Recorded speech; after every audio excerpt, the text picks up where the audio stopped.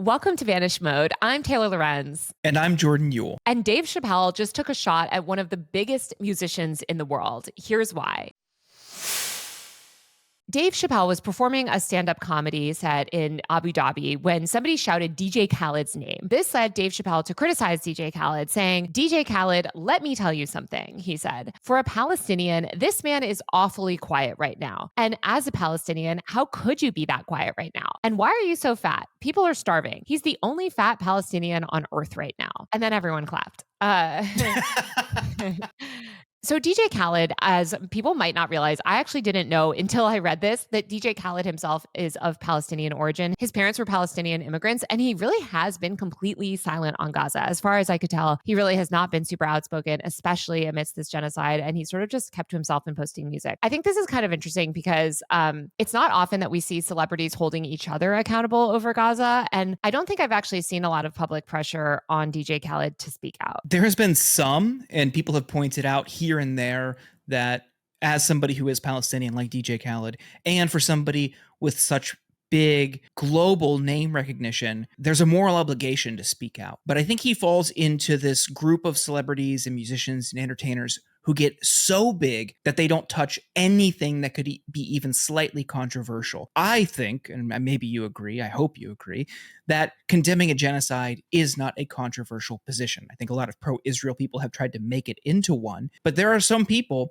in the entertainment world who are so fearful of losing a single fan, a single source of revenue, a single endorsement, that they won't touch anything that could be seen as controversial or too political. This, I think, transcends any of those typical barriers or cautions. You should speak out on this, especially if you are of Palestinian descent. And one thing I learned when looking into this, his cousin, who is lesser known, but also in the world of entertainment, also called him out earlier this year for not saying anything about this. So it's not just Dave Chappelle, it's not just other celebrities, and it's not just activists, it's his own family. I think this is just the perfect example to show to all of these people that say actually speaking out is beneficial to your career. Like, we've seen all of this discourse in the wake of Bob Vylan, who performed at Glastonbury, chanting death to the IDF. You see these political commentators like Piers Morgan and others being like, well, this is a publicity stunt and they're just trying to get popular. And speaking out for Palestinian rights actually makes you more popular. It gains you fans and attention. It definitely does not. It definitely does not. I agree with you, Jordan, that people should do it anyway. But I think the reason that DJ Khaled is so silent is because he doesn't want to jeopardize his music business relationships. He doesn't want to stick his neck out, even for his own people. Because the reality is that Zionists have made this topic controversial. Like, just look at what's happening to Bob Vylan right now, or just look at what's happened to Kneecap. Yeah, I think that's a good point. So I looked into Kneecap, for instance, their streaming stats, and there was a massive uptick in monthly active listeners on Spotify, along with their inclusion on playlists. One way of looking at that could be, oh, you get famous and you get credit for speaking out. To me, that is people respecting musicians for speaking out when they know time and time again others have been met with backlash. And they're across the board in different fields, even outside of entertainment, when people speak out, even silently. I read a story a couple months ago about a nurse in California who was put on leave for simply wearing a watermelon pin to work. But of course, there's Melissa Barrera, who was dropped from the Scream franchise for condemning Israel's genocide in Gaza. Bob Vylan, you brought him up earlier.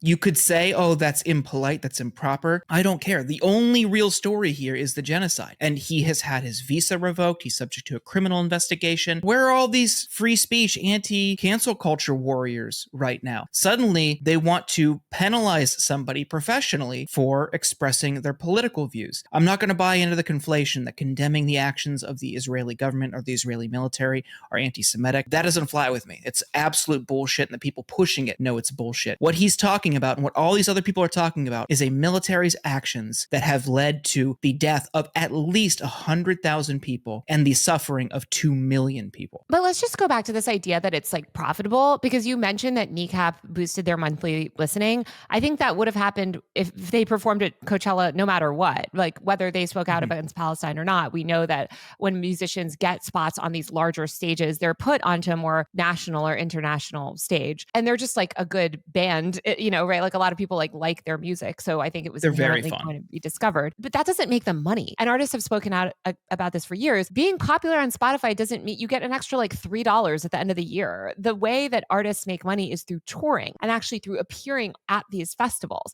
And what is happening is that these bands are being shut out of these festivals. Kneecap did not have their set even aired on the BBC. It was silenced. They were removed from even the lineup list on television. That is such a good point. And there was even an effort by booking agents, by others in the industry, and certainly outside groups to get Kneecap removed from Glastonbury before it even happened. So yes, you're spot on. The Spotify listenership, sure, they have more fans, but when it comes down to revenue and profitability, they're zeroing in on that. They are deliberately trying to mitigate that, if not completely erase any sort of tangible benefit from their increased profile. And the music industry is still dominated by a lot of these legacy systems because it's so dominated by giant touring companies and these big agencies, like talent agencies, right? Like UTA that dropped Bob Vylan. Like these are the gatekeepers, and the industry really does have a lot of gatekeepers. Yes, you can listen to music really easily on your phone now, but the decision makers who book these festivals or who decide who appears in certain lineups and speaking up undeniably is devastating these artists financially. Also, they're having their visas revoked. They can't tour in entire regions. Bob Vylan can no longer tour with a Jewish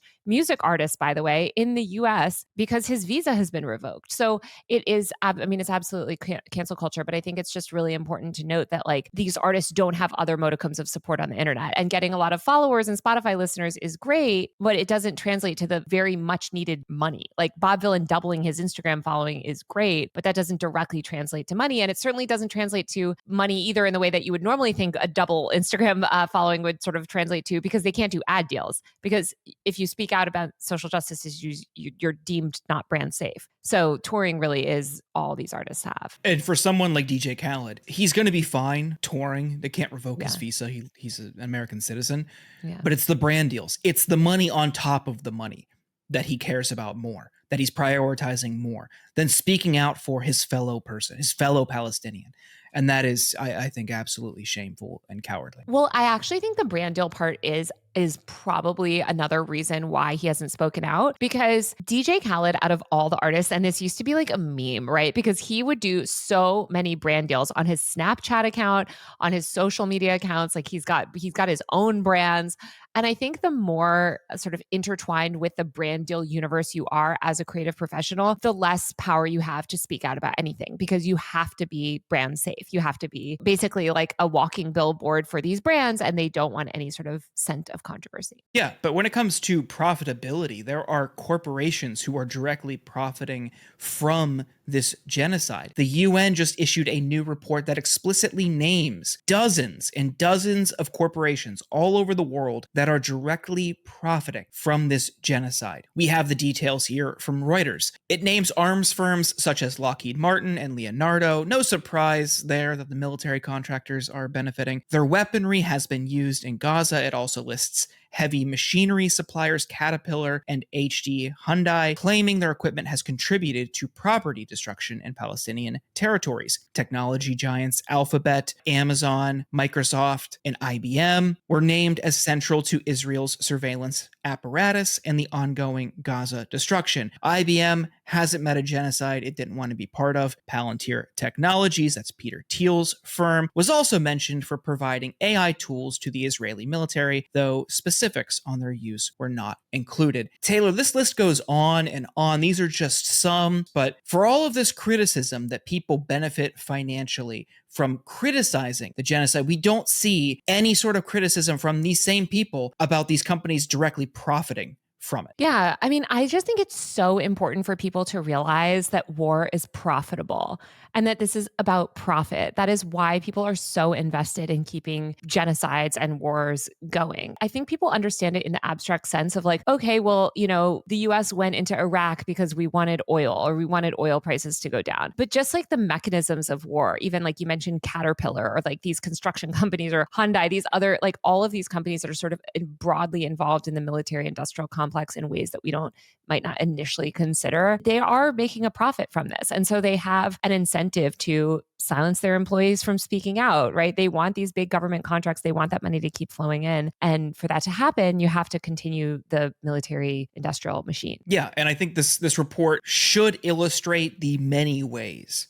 that these companies benefit beyond just providing arms or technology. It's also settlement expansion throughout the West Bank and into Gaza. This is ethnic cleansing. We have a genocide.